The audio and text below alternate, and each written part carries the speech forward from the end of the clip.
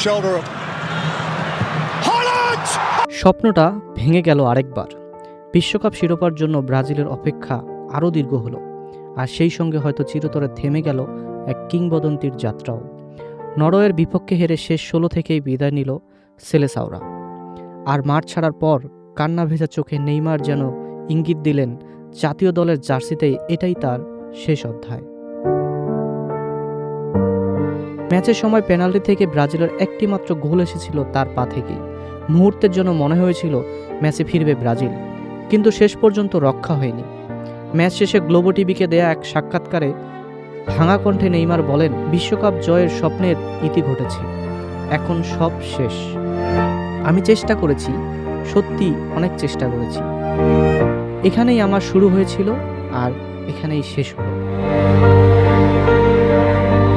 কথাটি নিছক আবেগের বহিঃপ্রকাশ নয়, এর পেছনে আছে এক দারুণ কাকতালীয় ঘটনা, যা গল্পটাকে আরও নাটকীয় করে তোলে। 2010 সালে যুক্তরাষ্ট্রের বিপক্ষে এক প্রীতি ম্যাচে নিউ জার্সির মেডলাইফ স্টেডিয়ামে অভিষেক হয়েছিল নেইমারের। ঠিক 16 বছর পর সেই একই স্টেডিয়ামে হয়তো শেষবারের মতো ব্রাজিলের জার্সি গায়ে জড়ালেন তিনি। শুরু আর শেষ যেন মিলে গেল একই বিন্দুতে।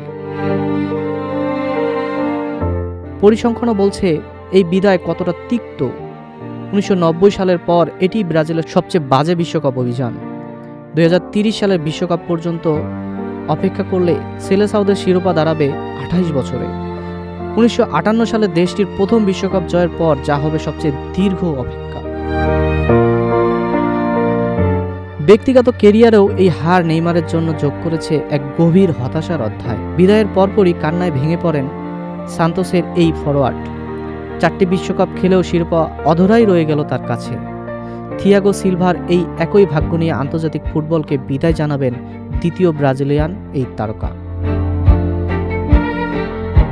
যদি সত্যি এটাই হয় নেইমারের শেষ ম্যাচ, তাহলে ব্রাজিলের জার্সিতে তার গল্পের সমাপ্তি ঘটবে 130 ম্যাচে 80 গোল ও 58টি অ্যাসিস্ট নিয়ে।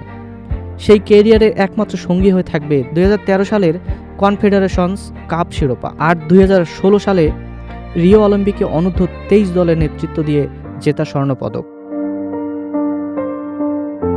তবে প্রশ্ন থেকেই যাচ্ছে, এটি কি সত্যি এক কিংবদন্তির চূড়ান্ত বিদায়, নাকি শুধু হতাশার মুহূর্তের বলা কথা, যা সময় গড়ালে বদলে যেতে পারে?